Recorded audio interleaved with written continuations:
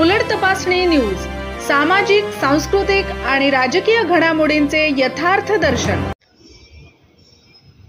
देवळी तालुक्यातील सर्वसामान्यांसाठी महसूल विभागाच्या सेवा अधिक सोप्या आणि पारदर्शक बनवण्यासाठी 17 सप्टेंबर ते 2 ऑक्टोबर या कालावधीत महसूल पंधरवड्याचे आयोजन करण्यात आले आहे।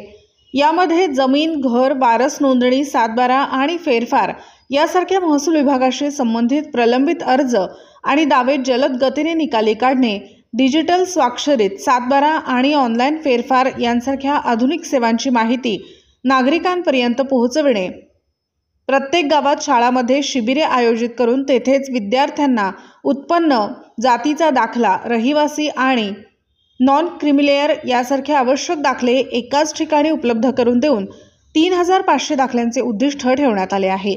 प्रशासनामध्ये अधिकाधिक पारदर्शकता आणून ते अधिक लोकाभिमुख बनवणे तसेच नागरिकांचा सहभाग वाढवणे, जुन्या नोंदी, वारस नोंदी आणि फेरफारच्या नोंदी अद्ययावत करण्याकरिता मोहीम राबवली जाणार असून महसूल अधिकारी आणि कर्मचारी तालुक्यात आणि गावात शिबिरे घेऊन नागरिकांच्या समस्या जागेवर सोडवतील।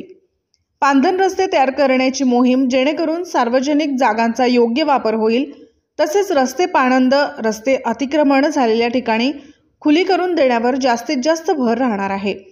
या पंधरवड्याची सांगता 2 ऑक्टोबर महात्मा गांधी यांच्या जयंती दिनी केली जाणार असून देवळी तालुक्यातील सर्व नागरिकांनी या संबंधित पाखवाडाचा लाभ घेऊन आपली प्रलंबित कामे पूर्ण करावी असे आवाहन देवळीचे तहसीलदार समर्थ क्षीरसागर यांनी केले आहे।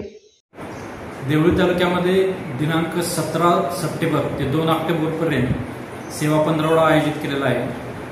तर सेवा पंधरवड्यामध्ये पहिल्या आठवड्यामध्ये आपल्याला पांधन रस्त्याचा सर्वे होणार आहे।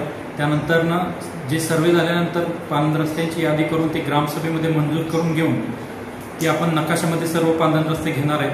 आतापर्यंत जे नकाशावर असलेले तसेच नकाशावर नसलेले या सर्व रस्त्यांचा सर्वे होऊन त्यांना एक विशिष्ट क्रमांक देऊन त्यांचा आपण नकाशावर घेणार आहे आणि 7/12 पण त्यांची नोंद घेणार आहे। तसेच दुसऱ्या टप्प्यामध्ये आपण सर्वांसाठी घरे या योजनेसाठी ज्या लोकांना भूखंड वाटप करायचे असे पात्र लाभार्थ्यांचे आपण भूखंड वाटप करणार आहे।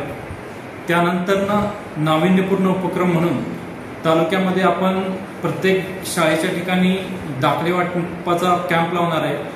तर ते आपलं दाखले वाटपचं टार्गेट आहे 3500 दाखले आपण 15 दिवसामध्ये वाटप करणार आहे। तर यासाठी सर्व नागरिकांनी, शेतकऱ्यांनी या सेवा पंधरवड्यामध्ये सहकार्य करावे, त्याचा लाभ घ्यावा अशी तालुका प्रशासनातर्फे सर्वांना विनंती। गणेश शेंडे, उलट तपासणी न्यूज, देवळी।